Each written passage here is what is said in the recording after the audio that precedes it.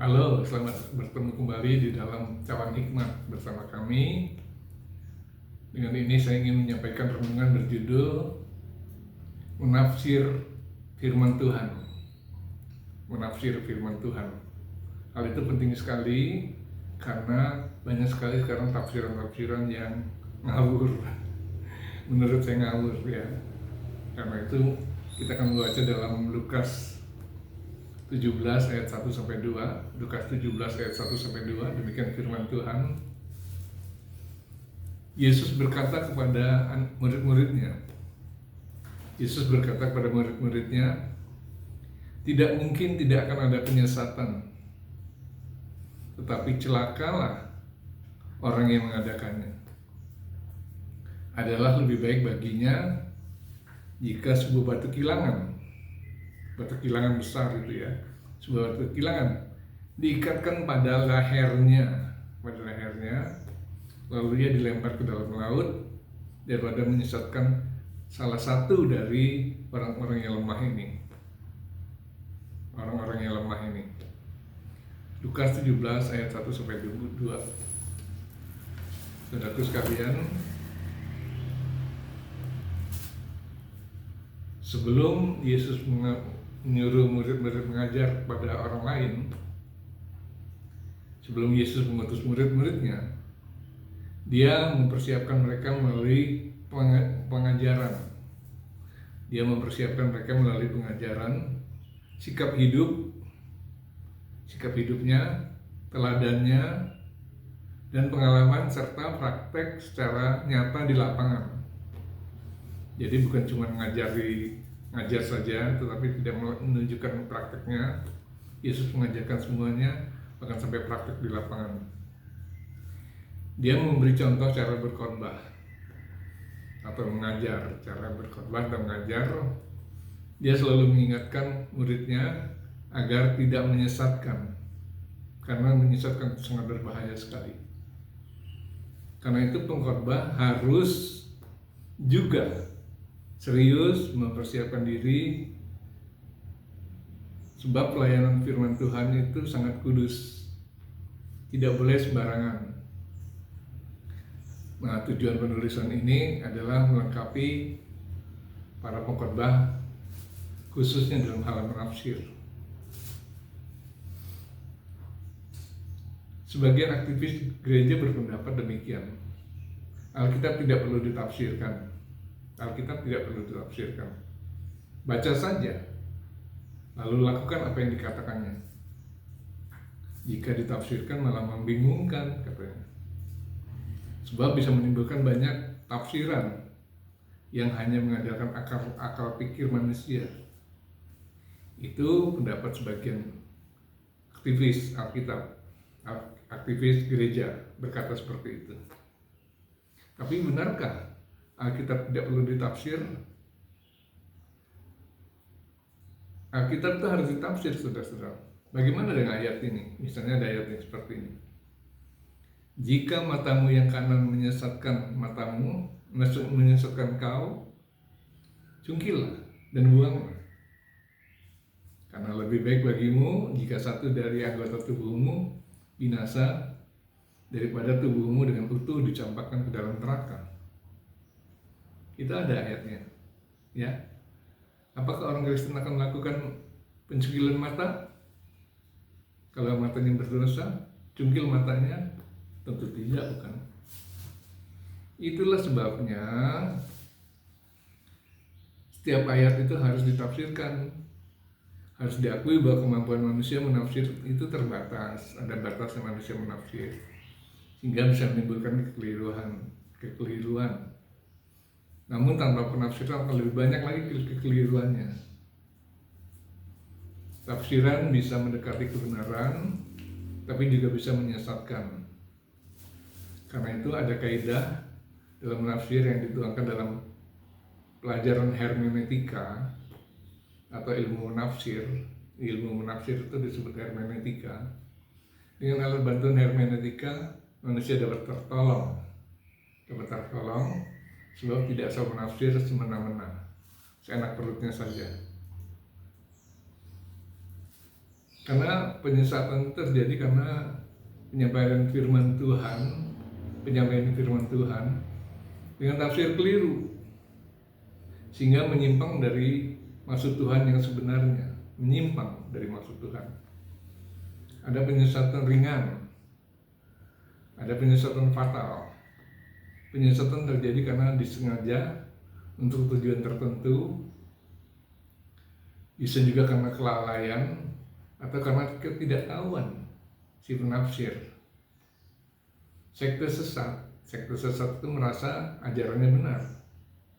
Sekte sesat merasa ajarannya benar dan mengatakan ajaran lain sesat. Itulah orang. Jadi kalau kita merasa benar, orang lain sesat, belum tentu kita benar. Enggak. Karena orang sesat pun sama saja mengatakan demikian.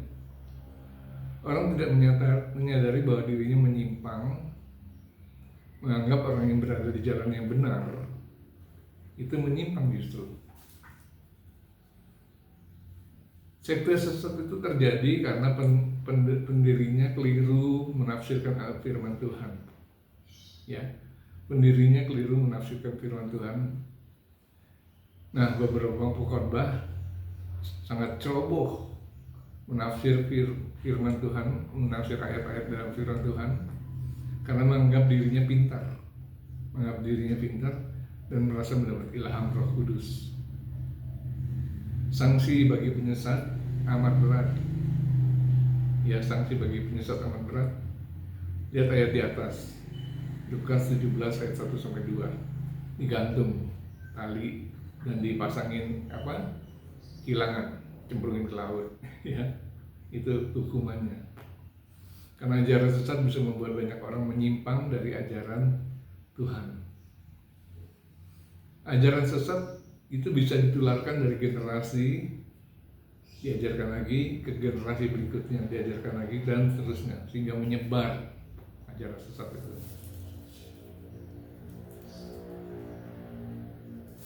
Dan saudara sekalian, penyesatan itu bagaikan sobekan kertas.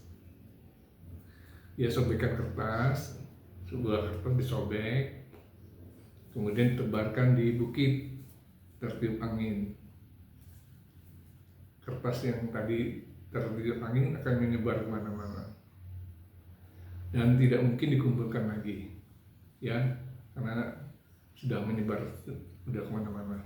Tidak mungkin, karena ditiup angin dia tersebar. Contoh, evolusi Darwin menyebabkan banyak orang menjadi ateis, ya, banyak orang menjadi ateis. Padahal teori ini bersifat spekulatif. Spekulatif artinya bisa benar, bisa juga salah, tapi tidak bisa dibuktikan kebenarannya secara mutlak, ya. Jikapun Darwin menyesalinya, seperti yang pernah disampaikan dulu oleh orang guru saya, katanya dia menyesal, Darwin menyesalinya, teori ini tidak mungkin ditarik lagi karena sudah menyebar kemana-mana. Kebenaran ilmu pengetahuan pun dapat diuji dan dibuktikan secara ilmiah karena wujudnya nyata. Namun tidak semua teori ilmu pengetahuan itu mengandung kebenaran.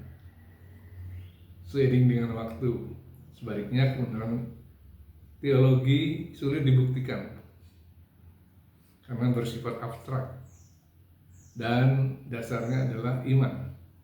Orang sulit menyadari dirinya sesat kalau tidak mendapat hikmat Tuhan.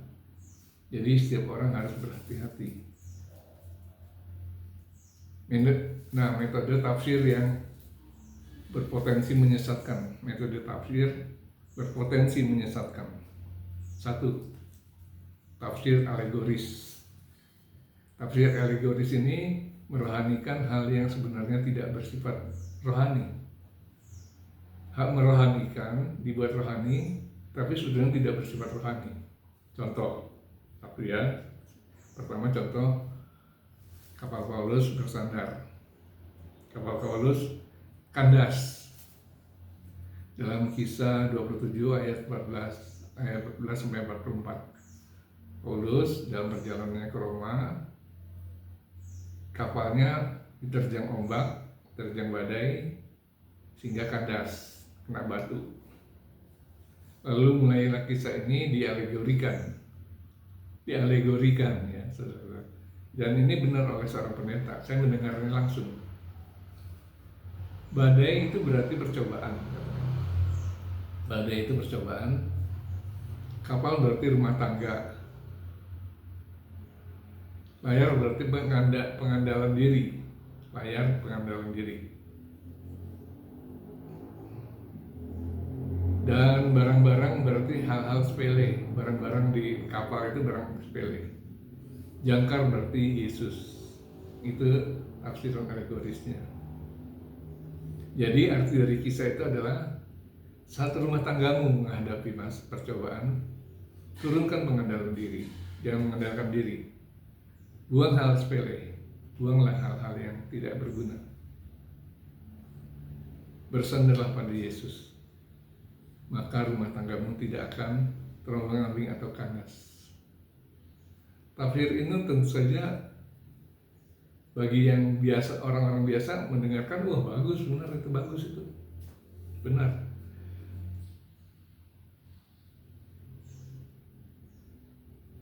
Tapi bagi orang yang mengerti firman Tuhan, tafsir ini membingungkan.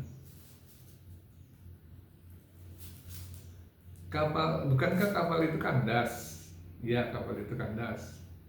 Lantas jika seandainya badai itu reda, apa yang diperbuat? Jangkar akan diangkat. Jangkar akan diangkat lagi. Berarti tidak usah mengandalkan Yesus dong. Ya. Layar dinaikkan, berarti andalkanlah dirimu agar kapal dapat berlayar kembali. Tentu saja ini tidak konsisten. Ya, bagaimana bisa konsisten ajaran seperti ini?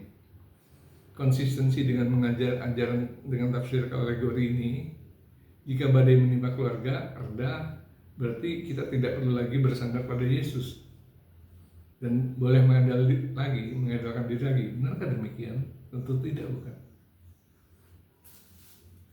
Kemudian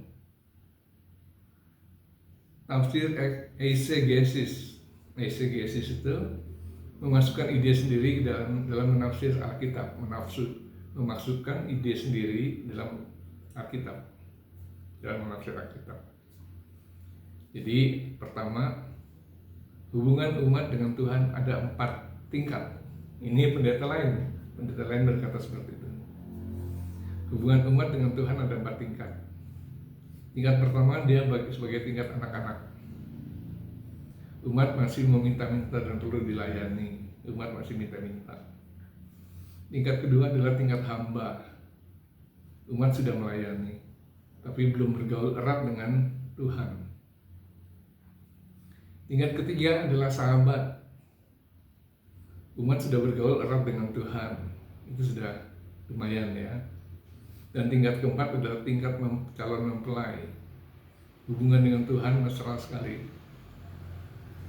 Nah, orang percaya harus mencapai tingkat 4, katanya gitu.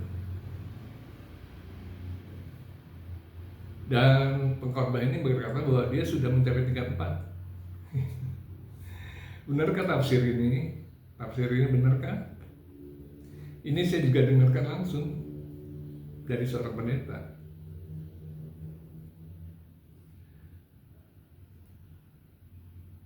Kalau kita perhatikan, bukankah hubungan Tuhan dengan kita itu bersifat multidimensi, tidak bertingkat, bersifat multidimensi.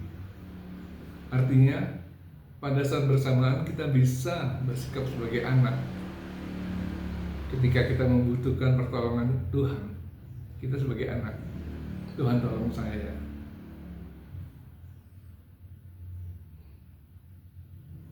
Kemudian sebagai hamba, ketika kita melayani Tuhan.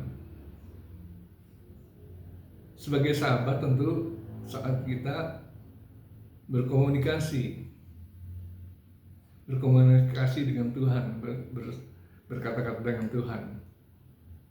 Dan sebagai calon mempelai yang selalu menjaga kekudusan dan merindukan kedatangannya, itulah kita, demikianlah kita sebetulnya harusnya. Kita multidimensi, tidak satu dimensi bertingkat-tingkat, multidimensi kita sebetulnya. Hubungan kita tidak terbatas pada keempat hal tersebut, tapi lebih luas lagi. Itu lebih luas lagi, yaitu sebagai ciptaan. Kita menghormati pencipta kita. Sebagai murid, kita menghormati guru kita.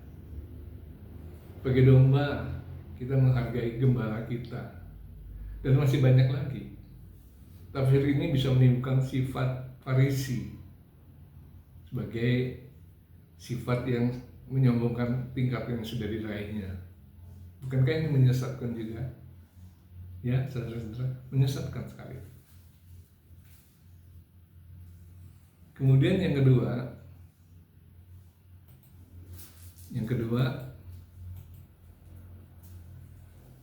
bentar ya.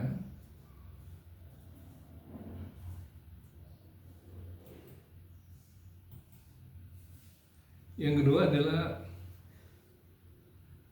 membuka pintu surga. Membuka pintu surga. Ini khotbah pendeta juga, seorang pendeta juga.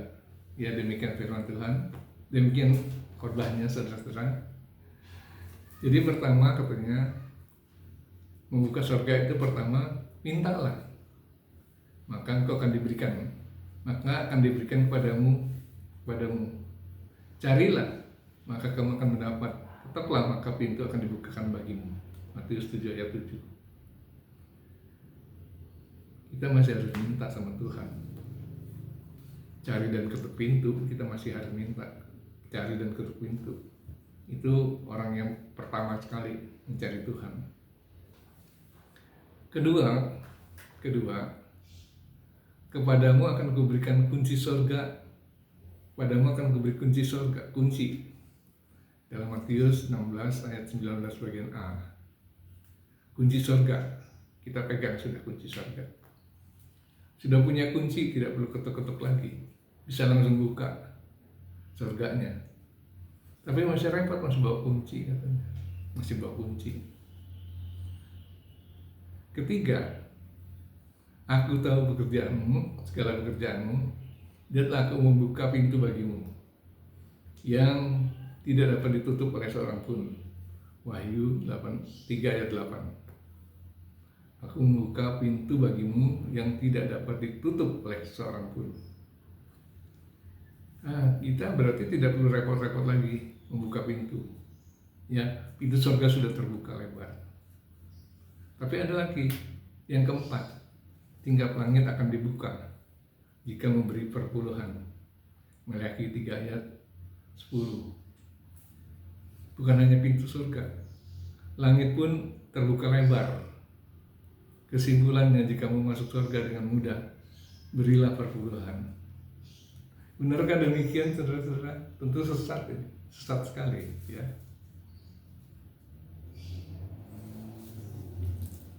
Kemudian tafsir empiris. Tafsir berdasarkan pengalaman pribadi atau orang lain, Ada seorang pendeta yang mengatakan bahwa dalam perjanjian lama Allah mengizinkan poligami, katanya. Dalam perjanjian lama Allah mengizinkan poligami. Contohnya Abraham, Yakub, Daud, dan Salomo. Mereka, kalau kita lihat di perjanjian lama, mereka kan bukankah punya istri banyak.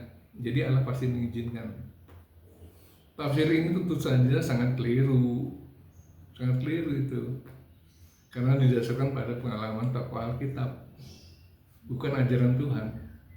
Padahal sejak zaman Adam, Allah mengajarkan pernikahan monogami, bukan poligami.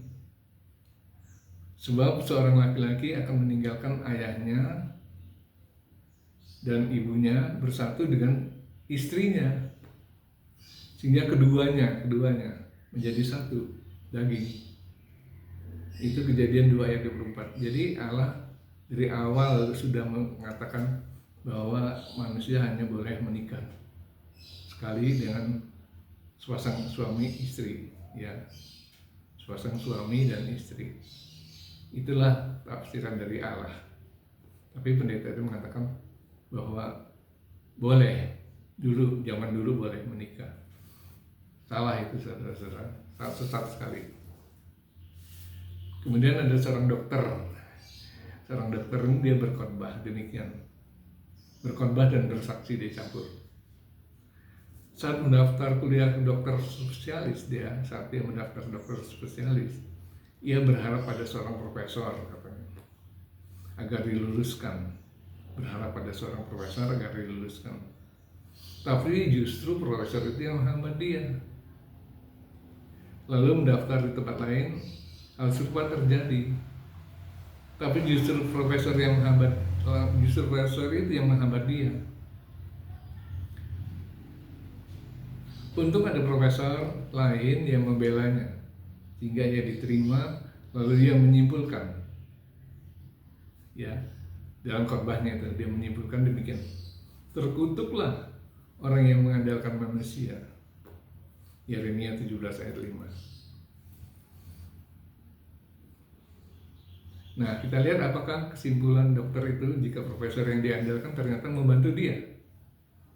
Kalau ternyata profesor yang sangat diandalkan itu dengan dia membawa hadiah pada profesor itu membantu dia, apakah dia mengatakan bahwa